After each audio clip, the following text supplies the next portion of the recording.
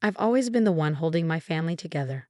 My name is Anna, and for as long as I can remember, I've been the responsible one, the dependable daughter who gave more of herself than she ever received in return. When I landed a solid career as a project manager, it wasn't just a win for me, it became a lifeline for my parents. Every month, like clockwork, I'd send them nearly half of my paycheck to ensure they lived comfortably. My younger brother, Matthew, was the family's golden child. 5 years my junior, he basked in endless praise and affection while I toiled quietly in the shadows. He was celebrated. I was relied upon. For years, I believed that if I gave enough of my time, my money, my energy, one day they'd see me, not as their safety net, but as someone worthy of love and appreciation. That hope shattered when my mother made an unbearable demand. I was to cancel my wedding to save the family business, a business Matthew had driven to the brink of ruin with his reckless spending and poor decisions.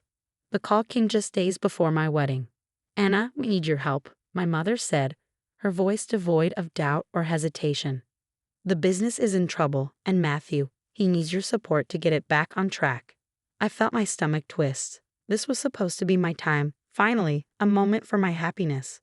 "Mom," I said, steadying my voice, "I've always supported you, but I can't bail out the business.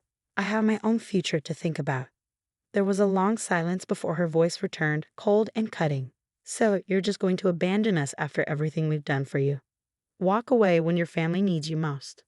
I closed my eyes, forcing myself to stay calm. "I'm not abandoning anyone. I'm choosing, for once, to prioritize my own life. I'm getting married, and I can't risk my future to fix Matthew's mistakes." Her tone sharpened. "This isn't just about money, Anna. It's about family. We've always counted on you. If you don't step up now, the business could fall apart." The weight of her expectations crushed down on me. It was as though my dreams didn't matter, as if my life existed solely to serve them and shield Matthew from the consequences of his actions. "I can't, Mom," I said firmly. "I've given so much. It's time Matthew takes responsibility." She hung up without another word, but her disappointment lingered in the silence. The next day, as I reviewed the final details for my wedding, a loud knock startled me. I opened the door to find my mother standing there, her face twisted with anger. "What are you doing here?" I asked, shocked. She shoved her way inside. "How could you?" she spat. "How could you turn your back on us when we need you the most?" I stepped back, her fury leaving me momentarily speechless. "Mom, I've given you almost half my salary every month for years. I've done everything you've asked of me, but I can't throw my future away to fix Matthew's mistakes." Her eyes narrowed, and before I could react, she slapped me hard across the face. The sting was immediate, but the deeper pain was in my heart. "How dare you talk to me like that?" she shouted. "After everything we've done for you, this is how you repay us.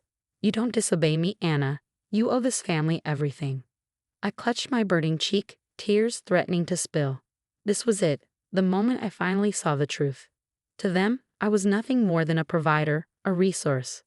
My sacrifices, my love, my support, it would never be enough. Fighting back the tears, I took a shaky breath. "Mom, I love you, but I can't keep sacrificing my happiness to fix everyone else's mistakes. I won't let you control my life anymore." She sneered, crossing her arms. "Fine, don't expect us to be there when you come crawling back. You're making a huge mistake, Anna. Don't come running to us when your selfishness catches up to you." Her words were sharp, designed to wound, but for the first time, they didn't cut as deep.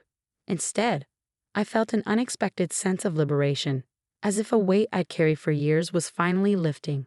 I didn't need her approval anymore. This was my life, and I was finally claiming it. After my mother stormed out, I stood motionless in a quiet apartment, letting the gravity of what had just happened settle over me. My cheek still stung from her slap, but it paled in comparison to the clarity that had just taken root. I had spent my entire life striving to be the perfect daughter, the dependable one, the provider. But to them, I was never more than a means to an end. That evening, Daniel came over to finalize wedding plans. The moment he saw my face, his brow furrowed in concern.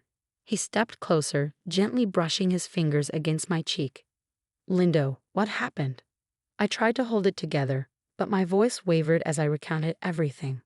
"My mom came over. She slapped me and demanded I use my savings to bail out the family business, right before our wedding. Daniel's face darkened, his jaw tightening. He pulled me into his arms, his embrace firm yet comforting. "Anna," he said softly but with resolve, "you don't deserve this. You've given them so much, and they just keep demanding more. It's not fair." I know, I whispered, my voice barely audible. "But it's hard. I've spent my whole life trying to make them proud, trying to be the one they could count on. And now, it feels like they've never seen me as anything more than a source of support." He cupped my face, his eyes meeting mine with a tenderness that melted my defenses. "You're not just their support. You're a person, Anna. You have dreams, and those dreams matter. You don't need to feel guilty for choosing yourself." His words, simple yet powerful, struck a chord deep within me. For the first time, I felt truly seen. Daniel wasn't just my fiancé, he was my safe haven, the one person who stood by me unconditionally. We spent the rest of the evening together, going over wedding details and talking about our future. For once, I felt like I was moving forward, unburdened by the expectations that had always held me back. In the days leading up to the wedding, the messages from my mother didn't stop. Texts, voicemails, emails, they poured in relentlessly, each one more intense than the last. "Anna, you're making a huge mistake," one read. "When this wedding falls apart, don't expect us to welcome you back. Family comes first, and you're putting yourself above everyone else." I deleted the messages without responding. The guilt and shame she tried to heap upon me no longer had the same power. Choosing myself wasn't selfish, it was necessary. The night before the wedding, my Aunt Julia called. She had always been one of the few family members who genuinely cared for me.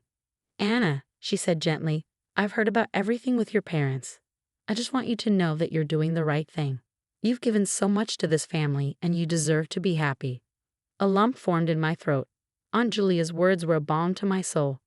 "Thank you," I whispered, my voice thick with emotion. "It's just hard. Letting go of everything I've done for them feels like abandoning who I've always been." "You're not abandoning who you are," she replied.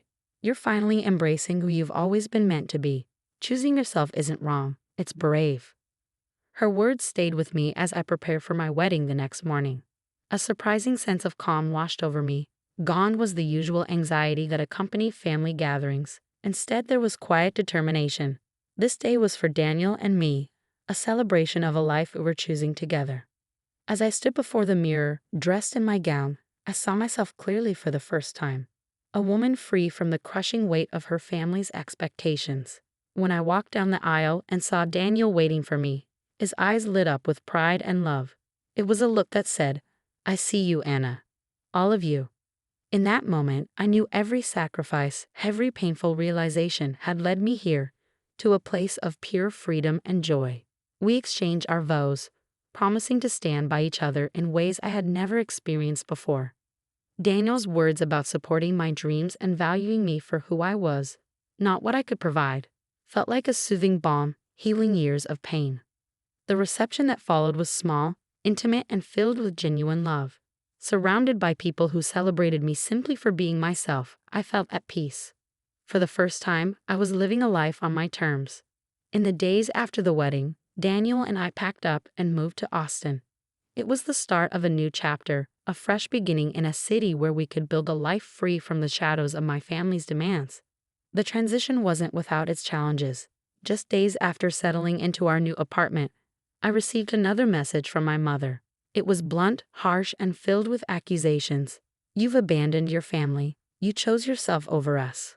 When things go wrong, don't expect us to be there for you." The words stung, but this time, they didn't carry the same weight. I read them with a newfound resilience, recognizing the same manipulative tactics I've faced my entire life. Guilt-laden words meant to reel me back under their control. But now there was no pull, only a quiet strength, a certainty that I'd made the right choice. Daniel noticed the change in me one night as we sat on our balcony, overlooking the Austin skyline. He wrapped his arm around my shoulders and said, "Anna, I'm proud of you. I know it hasn't been easy, but you've come so far. You're free from all of that now." His words were simple, but they filled me with a sense of accomplishment I hadn't realized I was craving. For years, I've been the perfect daughter, the unwavering supporter, bearing the weight of my family's expectations. But now, for the first time, I could breathe. I could live for myself. Weeks turned into months, and life with Daniel felt like everything I had ever hoped for.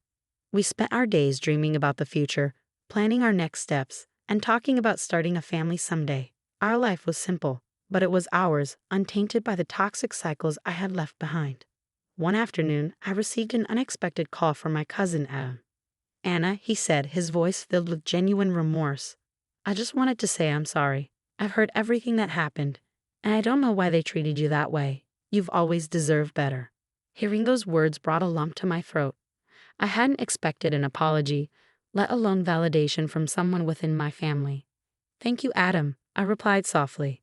"It's been hard, but I'm finally in a place where I feel free." Adam's words reminded me that, while my parents remained distant, there were still people in my family who cared. Over the following months, I began to rebuild relationships with those who had always seen me for who I truly was: Aunt Julia, Uncle Jacob, a few cousins, and close friends.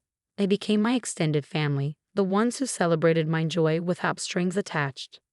However, my relationship with my parents remained strained. I couldn't forget the years of manipulation, the slap, or how they had always prioritized Matthew. Every time I considered reaching out, memories of the endless sacrifices and the pain resurfaced. Deep down, I knew I couldn't return to that cycle. My life, my peace, depended on setting firm boundaries. Months after the wedding, I received one final message from my mother. It was short, almost desperate. "I miss you, Anna. Please call me." I stared at the screen, feeling a familiar pang of guilt. But this time, I didn't waver. I glanced around at the life Daniel and I had built, the peace, the independence, and I knew exactly what I needed to do. I replied with a message that was both kind and resolute. "I'm happy with the life I've built. I can't go back to what it was. I need to move forward." As I pressed send, a wave of closure washed over me. It was a quiet victory, a final release of the past and all its burdens. I had chosen myself, my happiness, and my future. I looked at Daniel, at the life we were building together, and for the first time in my life, I felt truly free.